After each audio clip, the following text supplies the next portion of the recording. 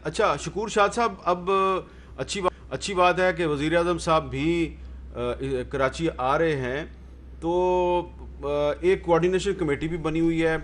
तो आपका क्या ख्याल है कि जो अब कराची में एक नया एडमिनिस्ट्रेटर भी आ रहा है, तो जो नया एडमिनिस्ट्रेटर आएगा तो उससे को कराची के मसाइल कम हो जाएंगे?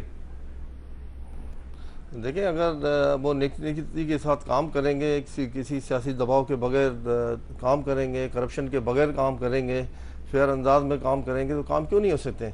अब आज के इस पूरे प्रोग्राम में ये तासुर जा रहा है कि कराची शहर में जो कुछ हुआ उसकी जिम्मेदारी फेडरल गवर्नमेंट की। हालांकि रोडों की सफाई, सेवरेज, निकासी आब जो है, फरामी आब और निकासी आब, ये वाटर एंड सेवरेज बोर्ड वो इदारा है जिसकी जिम्मेदारी है। लेकिन वो इदारा सब जिसके पास हज़ारों मुलाजमीन हैं और जिसके पास अरबों करोड़ों रुपए का फंड भी है, उसके एक एक्स एमडी निजी महफिलों में बैठ के कहते थे कि मेरे एक साइन की कीमत 35 से 40 लाख रुपए है। अब मेरे वहाँ इलाके, जैसे मैंने कहा, बिहार कॉलोनी का इलाका हो गया, आगरा ताज कॉलोनी का इलाका हो गया, शेख रशीद रोड हो गया, दरियाबाद वगैरह हो गया, मेरे लारी के इलाके, वहाँ कई महीने से गंदा पानी जमा है। वो बार बार गटर बोल रहे हैं। तो अगर ये वाटर एंड सीवरेज बोर्ड को, अगर पहले हमारे यहाँ कमिश्नर थे, उनको मैंने कहा, उन्होंने बात नहीं मानी, उनके खिलाफ भी मैंने प्रिविलेज मूव की हुई है, ठीक है ना। वो सुनने को कोई तैयार ना हो, जब इदारे आपकी सुनने को तैयार ना हो। अभी इस वक्त जो मौजूदा आपके एमडी वगैरह हैं, वो थोड़ी सी बात सुन रहे हैं, कुछ काम भी कर रहे हैं। अभी आज भी जमीला पंपिंग स्टेशन 5 दिन बाद स्टार्ट हुआ, वहाँ 5 पंप बंद पड़े हुए थे 5 दिन तक। अब आप अंदाज़ा लगा लें, वो गटर का पानी सड़कों पर नहीं आएगा तो कहाँ जाएगा। तो उससे लोगों को कितनी तकलीफ हो रही होगी। तो नेक नीति के साथ काम करने की ज़रूरत है, और जो इदारे ज़िम्मेदार हैं उन इदारों को लगाम देने की भी ज़रूरत है, उनमें करप्शन ख़त्म करने की भी ज़रूरत है। वहाँ गोश्त मुलाजमीन जो हैं उनका खात्मा भी ज़रूरी है। अब आप अंदाज़ा लगाएं मीर साहब, यहाँ पर कुंडी मैन जो है मरे हुए 10-10 साल हो गए, 20-20 साल हो गए, उनकी जगह मुतबादिल नहीं रखे जाते। अब यहाँ पर स्वीपर जो है वो मर गए, कब गए, और उनकी जगह हाजिर लगती है और काम नए लोग भर्ती नहीं हुए। तो इससे बड़ा जुल्म और क्या होगा। इन चीज़ों पर हमें गौर करने की ज़रूरत है कि सिस्टम बन क्यों नहीं पाया। हम आज हैं कल नहीं होंगे, आज जिस दुनिया में भी आज हैं कल नहीं होंगे। सिस्टम बनाना चाहिए, हम अपने इदारों को मजबूत बनाना चाहिए। हमारे इदारे मजबूत होंगे तो इंशाल्लाह ताला ये मुल्क बहुत आगे जाएगा। हमारा ये शहर, इसमें बहुत ज़्यादा पोटेंशियल है। ये शहर दुनिया के बेहतरीन शहरों में से एक शहर होगा। ज़ुबैर साहब, ये बताएं कि जो कराची शहर के जो साहली इलाके हैं, वहाँ पर मैंग्रोव्स ख़त्म हो गए हैं और मज़ीद ख़त्म हो जाएंगे। ये जो तबाही हुई है, इससे मज़ीद उनको नुकसान होगा। तो मैंग्रोव्स को बचाना ये किसकी ज़िम्मेदारी है? सूबाई हुकूमत की, वफाकी हुकूमत की, ज़िलाई हुकूमत की, या किसी और की? किसकी ज़िम्मेदारी है? मीर साहब, मैं एक इम्पॉर्टेंट बात करना चाहूँगा आपकी इजाज़त से। बिल्कुल बिल्कुल करें। देखिए, ये जो वफाकी हुकूमत है ना, ये जो आज इजलास हो रहा था, ये आज से 3 महीने पहले क्यों नहीं हुआ था, 4 महीने पहले क्यों नहीं हुआ था। आप कोई भी चीज़ देख लें, ये हुकूमत रिएक्ट करती है, पॉलिटिक्स करने की कोशिश करती है। पेट्रोल का क्राइसिस होगा तो उससे पहले, क्राइसिस से पहले नहीं कोई इजलास होगा। चीनी का क्राइसिस हो जाएगा, बढ़ता चला जाएगा, उसके बाद रिएक्ट करना शुरू करते हैं। अगर कराची के बारे में सीरियस थी वफाकी हुकूमत, तो फिर वो जो 162 बिलियन रुपए का पैकेज था, या आज जो इजलास हुआ है, आज इसलिए इजलास हुआ है कि गालियां पड़ रही हैं हर एमएनए को और हर एमपीए को, गालियां पड़ रही हैं कि भाई आप कर क्या रहे हैं। इस वजह से इजलास हो रहा है। इस वजह से इजलास नहीं हो रहा कि इमरान खान साहब को बड़ा दर्द है कराची का। ज़रूर वो चाहेंगे कि कराची इंप्रूव हो, क्यों नहीं चाहेंगे, लेकिन उसके लिए थोड़ा सा कॉम्पिटेंस भी चाहिए होती है, कैपेसिटी भी चाहिए होती है, अंडरस्टैंडिंग। सारे एमएनए वगैरह कहाँ हैं आज, चाहे वो फैसल वाडा हो या कोई और हो, वो कहाँ गए। वो जब अवेलेबल ही नहीं होंगे, जब आंसरेबल ही नहीं होंगे आवाम को, और वो तो ज़्यादातर तो ये कहते हैं हम एक दफ़ा इलेक्ट हुए थे, अब तो हमने होना भी नहीं है, तो हम क्यों इतना सरदर्द करें। ये किसने कहा? तो जब तक ये चीज़, ये सवाल के आज जो इजलास हुआ है, ये आज से पहले क्यों नहीं हुआ। और ये जो आप कह रहे हैं, ये किसने कहा है? ये ज़्यादातर एमएनए यही कहते हैं। इनको पता है, इनको ये कैसे जीते थे ज़्यादातर, तो इनको पता है कि इन्होंने इलेक्ट होना ही नहीं है। तो इससे ज़्यादा अच्छा, और कितने वजीर हैं, वफाकी वजीर अली जैदी, फैसल वाटा, और पता नहीं कौन कौन और कितने। असद उमर का भी ताल्लुक उस हवाले से तो कराची से ही है, और इमरान इस्माइल साहब गवर्नर बने, आरिफ अलवी साहब सदर हैं, लेकिन जहां काम करने का वक्त है तो ये जो 162 बिलियन रुपए है उसकी क्या एलोकेशन हुई है, नहीं हुई है। आज से 3 महीने पहले, आपको पता है आज से 2 महीने पहले एक के इलेक्ट्रिक के हवाले से इजलास हुआ, असद उमर साहब ने बाहर आके कहा कि कल से बिजली आएगी, क्योंकि पॉलिटिक्स कर रहे थे, कभी सीरियस होते ही नहीं है कि भाई उसके बाद कभी फॉलो अप किया। जो मसाइल थे इन्होंने कहा जी वफाकी हुकूमत आ गई, इन्होंने इंटरवीन कर दिया और सब मसाइल हल हो गए, वहीं के वहीं मसाइल खड़े हुए हैं जहां से शुरू हुए थे। अब जाहिर है हम वो बातें कर रहे हैं कि जी 2 साल से क्या किया था, 2 साल से भी कुछ नहीं किया था। जब कोई ज़्यादा क्राइसिस होता है उधर रिएक्ट करेंगे, कल लाहौर में होगा उसके बाद उधर के लिए रिएक्ट करेंगे। So I mean that is a unending story. अगर कोई कॉम्पिटेंस होती, कैपेसिटी होती, सीरियसनेस होती तो आज से 2 साल में एक प्रोजेक्ट तो किया होता। वो बिल्कुल मुर्तज़ा वहाब ने सही कहा था, वो तो पुराने थे जो शुरू किए गए थे उनकी कंप्लीशन हुई है, और वो भी फ्लाईओवर कंप्लीशन करने पर अगर आप अपनी दाद वसूल करना चाहेंगे वफाकी हुकूमत, तो इससे ज़्यादा मज़ाक़ खेज़ बात क्या हो सकती है। अच्छा, आपने वैसे बहुत बड़ी बड़ी बातें कर दी हैं और कराची के जो पीटीआई के एमएनएज हैं उनके बारे में कुछ इल्ज़ामात भी लगा दिए हैं। तो अगर मैं शकूर शाद साहब को टाइम ना दूं तो बड़ी ज़्यादती हो जाएगी उनके साथ। शकूर शाद साहब आपके पास एक मिनट है, जवाब दे दें इनको। मैं कहता हूँ ज़ुबैर साहब से कि अगर मैं अपनी बात कर रहा हूँ, मेरे हल्के में मैं रोज़े अव्वल से कह रहा हूँ जाएँ फॉरेंसिक करवाएं, ठीक है ना। पैसे की कमी आपके पास भी नहीं या दूसरे पार्टियों के पास भी नहीं, फॉरेंसिक कराएं, मेरे वोट बढ़ेंगे, कम नहीं होंगे। इसका जवाब ये है। और दूसरी बात ये, असद उमर साहब बहुत अच्छे इंसान हैं, बड़े कॉम्पिटेंट हैं, अगर इनके घर में कोई मसला चल रहा है तो उसको टीवी पे डिस्कस ना करें तो बेहतर है।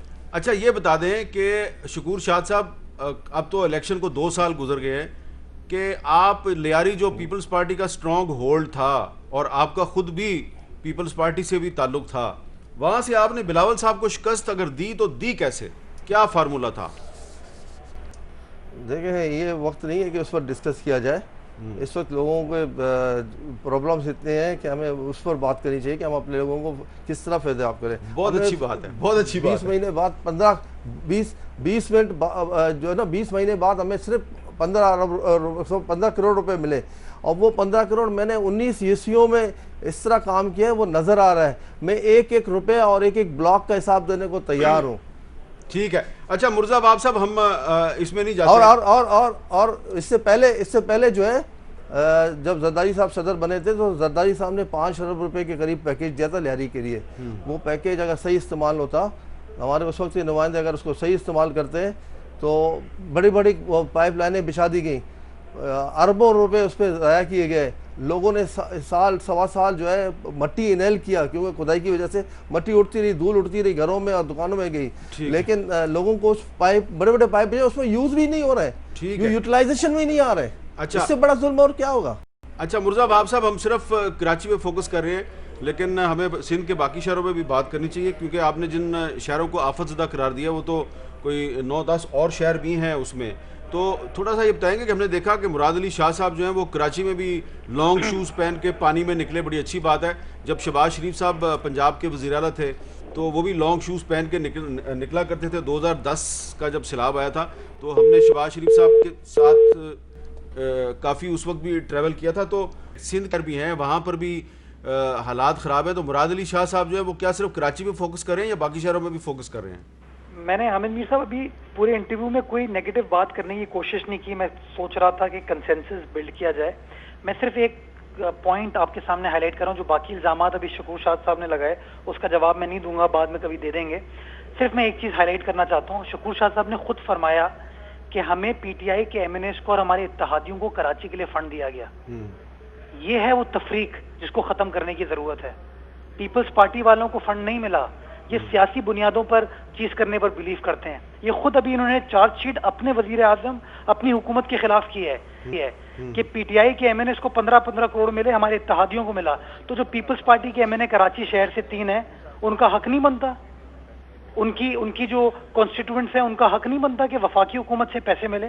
मैं समझता हूँ ये बहुत अहम नुक्ता आज आपके प्रोग्राम में हाईलाइट हुआ, जिसका एतराफ शकूर शाद साहब ने किया है। इसको समझने की जरूरत है किस तरीके से पीपल्स पार्टी को, कराची वालों को एक्चुअली तफरीक का निशाना बनाया जा रहा है। जहाँ तक आपने अंदरूनी सिंध की बात की हामिद मीर साहब, वजीर आला सिंध ने पिछले 14 रोज में 3 दौरे अंदरूनी सिंध किए हैं। दादू जिले के अंदर जोही के अंदर जब ब्रीच हुआ था बंद पे, वहां पर 2 बार गए। उसके बाद जब बारिशों का सिलसिला स्टार्ट हुआ तो कराची से वो निकल के ठट्टा, सजावल, थरपारकर, मीरपुर खास, टंडो अल्लायार, टंडो मोहम्मद खान, हैदराबाद से वापस फिर कराची, और कल फिर वजीर आला सिंध जो है वो मीरपुर खास और उमरकोट के एरिया में जा रहे हैं।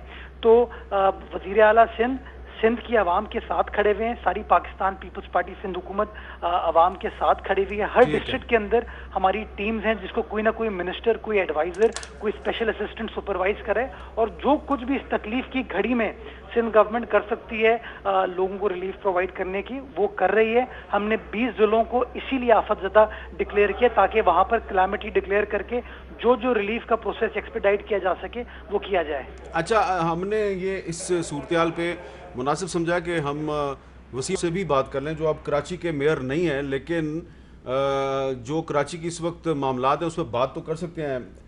वसीम अख्तर साहब, हमने आपको तकलीफ़ दी है, हमें बताया है शकूर शाद साहब ने कि वज़ीर-ए-आज़म इमरान खान साहब जुमेरात को कराची आ रहे हैं, और आपको याद होगा कुछ दिन पहले आप भी हमें यही कह रहे थे कि वज़ीर-ए-आज़म साहब को फौरी तौर पे कराची आना चाहिए। अब वो आ रहे हैं, ये बताइए उनको कराची आके फौरी तौर पे क्या काम करना चाहिए?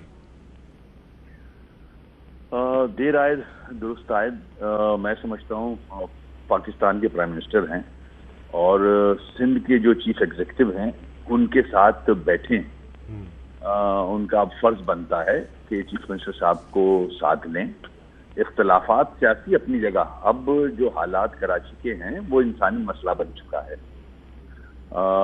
और जो इश्यूज पेंडिंग हैं वो, और अभी जो उभरे हैं आफ्टर दिस रेन, उनको प्रायोरिटी पे हल करने की कोशिश करें। जितनी भी इमदाद हो सकती है इस्लामाबाद से वो दी जाए सूबे सिंध को, और मॉनिटर किया जाए कि वो फंड जो हैं उनको सही जगह पे लगाया जा रहा है। अभी मुर्तजा वहाब साहब ने ये कहा कि फंड्स जो हैं वो एमएनएस को दिए जा रहे हैं। बिल्कुल, मुझे याद आता है पीएम साहब की तकरीर का कि इलेक्शन से पहले वो खुद कहा करते थे कि लोकल बॉडीज को फंड जाने चाहिए। ये सारे फंक्शन बल्दिया के हैं, मगर आज खुद पीटीआई के एमएनएज एमपीएस को फंड्स दिए जा रहे हैं, जो कि गलत हैं। इसी तरह सूबा सिंध की भी गलतियां हैं कि पीएफसी अवार्ड नहीं किया। सिंध गवर्नमेंट इल्जाम तो लगा रही है पीटीआई पे, फेडरल गवर्नमेंट पे, मगर खुद क्या कर रही है ये भी देखें। थर्ड टियर ऑफ गवर्नमेंट के साथ क्या कर रही है। पीएफसी अवार्ड नहीं किया, ऑक्टॉय के पूरे पैसे नहीं देते, जो शेयर। लेकिन वसीम अख्तर साहब, इमरान खान साहब को क्या करना चाहिए? कराची आके क्या करना चाहिए? उनको पहला काम क्या करना चाहिए? देखें, पहली बात तो सीएम साहब के साथ बैठें। अच्छा। और सारी प्रायोरिटीज पता है सीएम साहब को भी पता है, इनके पास और भी एक्सपर्ट्स होंगे। और जो हम मीटिंग्स कर चुके हैं उसमें जो हमने वे फॉरवर्ड बनाया है, 2 मीटिंग में मैं भी था शामिल, कि जो नालों से हट के पीने का साफ पानी है, कचरे का डिस्पोजल है, ट्रांसपोर्ट है, K4 है, S3 है, ये फेडरल फंडेड प्रोजेक्ट्स हैं। इनको जल्द से जल्द कंप्लीट करें। पूरे पाकिस्तान में हर सूबे में प्रोजेक्ट्स कंप्लीट हो रहे हैं। अच्छा, नहीं हो रहे तो सिंध में नहीं हो रहे। एक ये मुझे ये भी चीज़ बता दें कि ये जो अब कराची के जो पॉश इलाके हैं, डिफेंस का इलाका है, वहाँ के रहायशियों ने भी आज मुजाहरा किया है। यहाँ पर पानी क्यों इकट्ठा हो रहा है? यहाँ की सड़कें जो हैं उन पर पानी क्यों खड़ा हुआ है? घरों में पानी क्यों घुस गया है? कोई, आप मेयर रहे हैं शहर के, कोई आपको वजह समझ आई है? मेरी अपना हामिद साहब बात कट गई थी, आवाज नहीं आई, पूरा सवाल नहीं। मैं ये पूछ रहा हूँ कि आप कराची के मेयर रहे हैं, तो ये जो डीएचए का इलाका है, यहाँ पे आज लोगों ने मुजाहरा किया है, तो यहाँ पर पानी क्यों इकट्ठा हुआ है? इनके घरों में पानी क्यों घुस गया? कुछ आपको पता है इसका? देखें, सारी इल प्लानिंग है। आपने वो इलाके रिक्लेम किए हैं, उन जगहों पे घर बना लिए, कॉलोनी बना लिए, कैंटोनमेंट बना लिए, जहाँ पानी का रिसाव समंदर की तरफ जाता है। हाँ। तो जब आप नेचर पे कब्जे करेंगे, नेचर के अगेंस्ट जाएंगे, तो रिक्लेम करेंगे। रिक्लेम का लफ्ज ही गलत है मेरी नजर। तो कब्जे कर रहे हैं पानी के ऊपर, नेचर के ऊपर। तो नाले हम अंग्रेज बनाए हुए, तो ये हालात तो होंगे। और मैं 4 साल से देख रहा हूँ कि बहुत परसेंटेज कराची का जो है इलाके का, वो फेडरल कंट्रोल में है। ठीक है। जो बचता है वो सिंध के कंट्रोल में है, एमसीए कंट्रोल होने के